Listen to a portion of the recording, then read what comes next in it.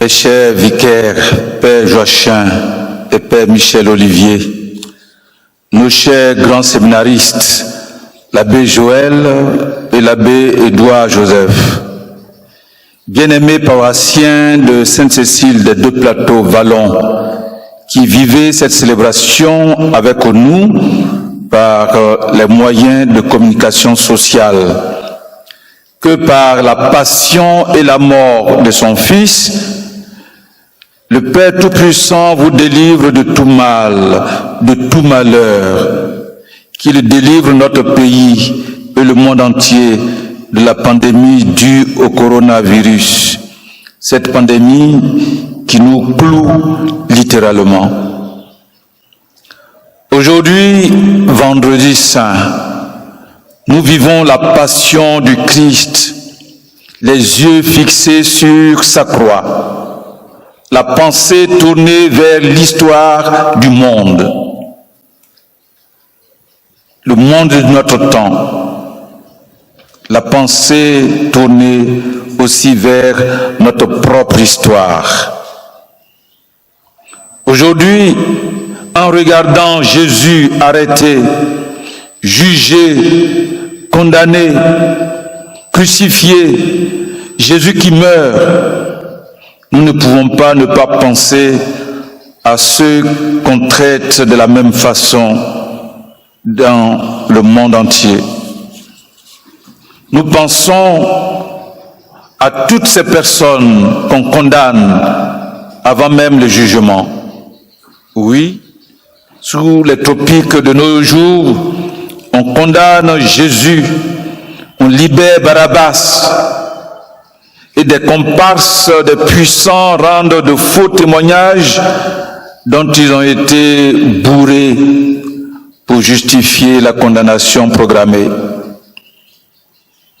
Aujourd'hui, en regardant Jésus trahi, abandonné, nous pensons à tous les Judas de notre temps, à tous ceux qui abandonnent leurs camarades de lutte pour l'argent, je précise, ou par peur, je précise.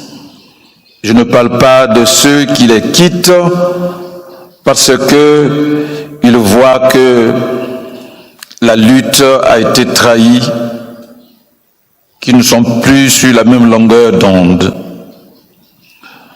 Aujourd'hui, en regardant Jésus dépouillé, humilié, on ne peut pas s'empêcher de penser à toutes ces personnes dépouillées de leurs droits, les veuves qu'on renvoie les mains vides, les orphelins déshérités, les étrangers rejetés, repoussés, ces personnes qu'on filme nues et qu'on balance dans les réseaux sociaux. Aujourd'hui, en regardant Jésus amené hors de la ville de Jérusalem pour être crucifié à Golgotha, comment ne pas penser aux exilés, aux prisonniers dont une partie de la vie est littéralement tuée. Aujourd'hui, en regardant Jésus défiguré, qui a faim, qui a soif et qui demande à boire, nous pensons aux malades du coronavirus, à tous les souffrants dans leur âme, dans leur corps, à tous les souffrants de la faim, à tous ceux qui vivent de la misère, à tous ceux qui sont laissés pour compte. Aujourd'hui, en regardant Jésus qui est injurié, je pense à tous ceux qui sont insultés, qui sont critiqués, injuriés par ceux-là même dont ils s'occupent. Aujourd'hui, en regardant Jésus qui fait pitié, je pense à tous ceux dont le sort est abandonné entre les mains. Pourquoi continuer de tisser quotidiennement ces souffrances qu'a connues Jésus? Les souffrances infligées par injustice, égoïsme, par pure méchanceté ou pour protéger ses intérêts. Pourquoi continuer aujourd'hui de tisser quotidiennement ces souffrances? Chers frères, chères sœurs, en regardant Jésus sur la croix aujourd'hui, en voyant couler de son côté de l'eau et du sang, je me dis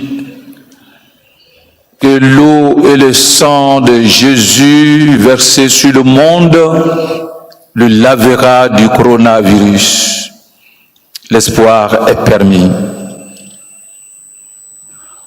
En regardant Jésus aujourd'hui, puissions-nous avoir la certitude de la résurrection qu'il nous apporte. Ô Jésus, notre espérance, nous avons confiance en toi. Ô Jésus, sois glorifié par la puissance de ta passion et de ta mort et par l'intercession de la Vierge Marie, ta mère, notre Madame de la compassion.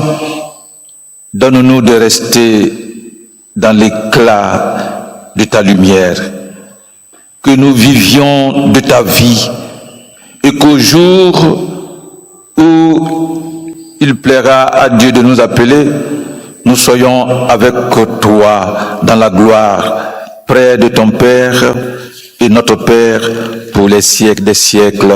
Amen.